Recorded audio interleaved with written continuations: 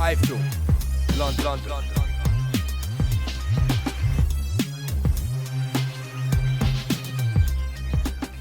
iFILM, London. This is Kugan Cassius for iFILM London. We're at the Marriott Hotel here in London for the BoxNation 1 year anniversary press conference. With me, I've got promoter Frank Warren. How you doing? I'm very well, how are you? I'm good. Yeah, really happy at the moment. Our first anniversary. It's been a tough year, but it's great to be here. So can you just give us a little quick summary of how you felt the channel has gone since it launched last year? I think it's gone really well. It's been really well received. It had a rocky start.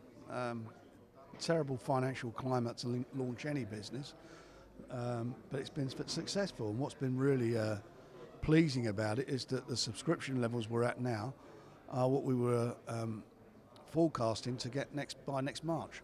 So we're well ahead of our schedule. All the people concerned, Chief Executive Simon Green, Richard Brookley, Chairman, they're all happy with where we are. So and so am I.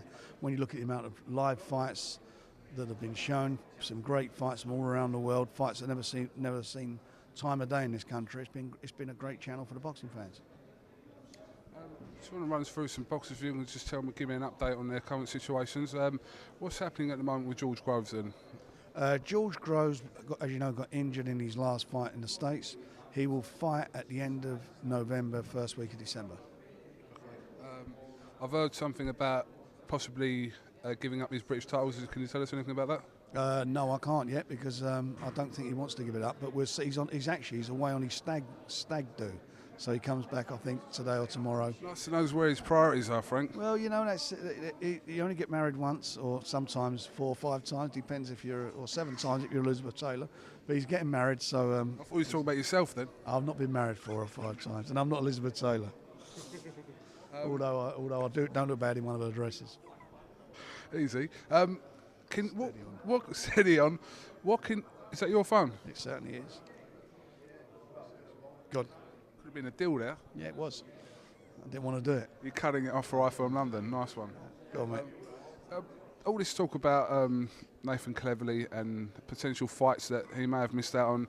From your side of it, Frank, what has actually happened regarding Shumanov, Bellew, Froch, Hopkins? Right, 1 second and I'll show you. Hold that thought. George? All right.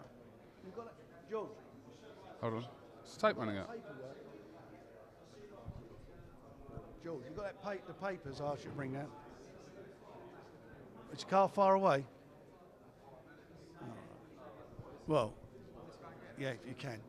Right, these are all the emails that were sent to people that I'm going to get. These are all the emails that were sent to everybody regarding the fights I mentioned. Every one of them. Fights that we were offering for, like, for example, we offered Matchroom.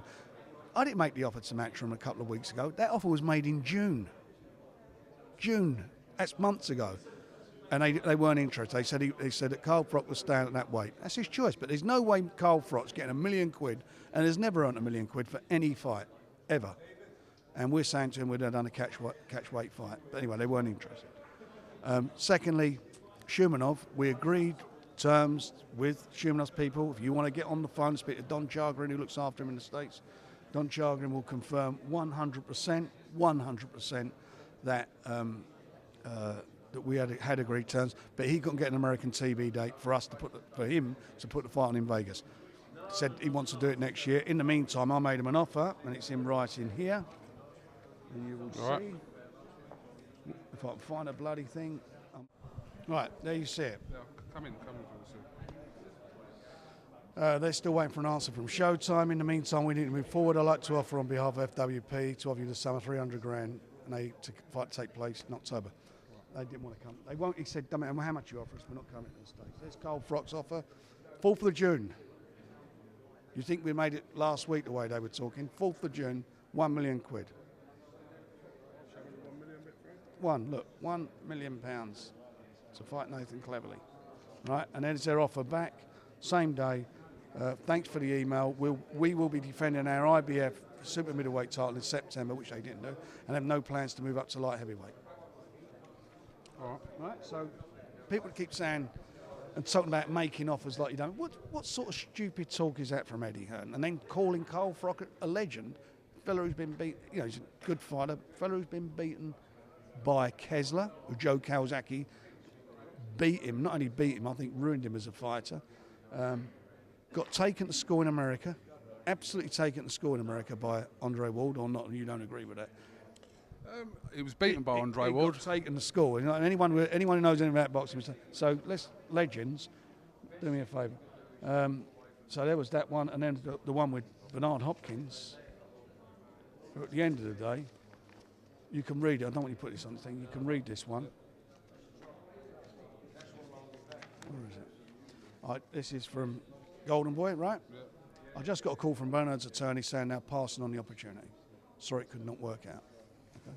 So much for Hopkins saying that he never had any tweetering and all this Twitter bullshit. And I think, get a life.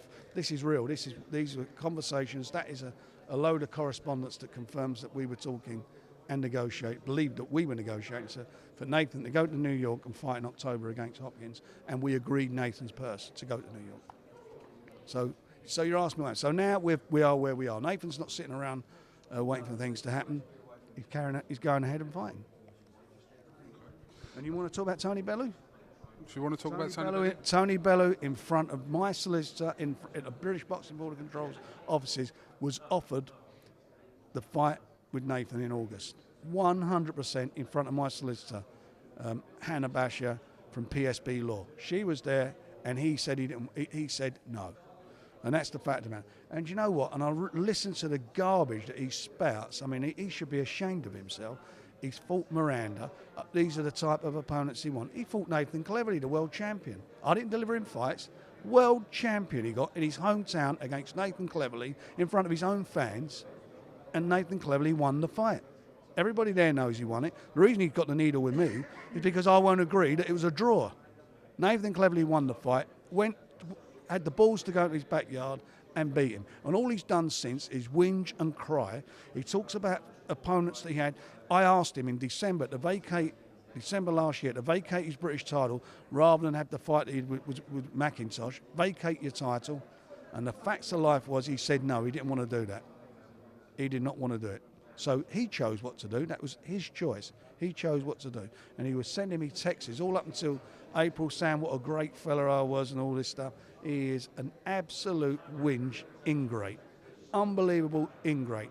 And I'll tell you what, I've been his experience in boxing. He's probably the worst ingrate I've ever met in boxing. Right, Frank. Okay. Just one more question. Obviously, people are asking. What's happening with James DeGale, Frank? James DeGale, we've had supposed to be an appeal regarding the Bulls' decision last time out, and we've been waiting for that hearing to take place 3 times now. They postponed it. It's supposed to have taken place next week. Then they put it back to October. Now they're talking about trying to move it again. Is he still a Frank Warren fighter? As far as I'm concerned, I have a management contract with him, and the Board of Control actually said that. My management contract is in place with him. And one thing about Bellew, lest you forget, talking about money and things making about, the Board of Control ordered him to pay me the money he owed me. Not about money he says he was owed. Money he was owed me. For 5 months he owed me money, and that finally arrived at the Board of Control's offices last week after they wrote to him and told him he would be facing disciplinary hearing if he didn't pay the money. But I've never come out and said all these things about them yet. I sort of let them go on. They are just unbelievable. I find the whole thing, even James DeGale gets beaten by George Groves, and his next fight, I'll get him a European title fight. The first time anybody's come up with a loss and fought for a European title fight off a British title fight. Got him in there, beat George Groves to the punch, got him the title. And what does that mean? It means nothing. That's what you deal with. All right, Frank. So we move onwards and upwards. They are just people who are in my view, in a little part of the last 12 months. Where we are is the bigger picture, big fights on BoxNation, and we will continue to do so. Great. We've had a really great run. Some of the best fights you've seen in this country. Some of the biggest events. Proper stadium shows. We've had small hall shows. We've had amateur shows. We've had the best of everything, and we will continue to do so in the fastest rising and growing subscription channel in the UK. Right, mate? All right, Frank. Thank you very much for talking to iFILM and giving us your time. And we'll speak to you soon. I hope so. Kugan Cassius, Frank Warren for iFILM London. Thank you very much. Love.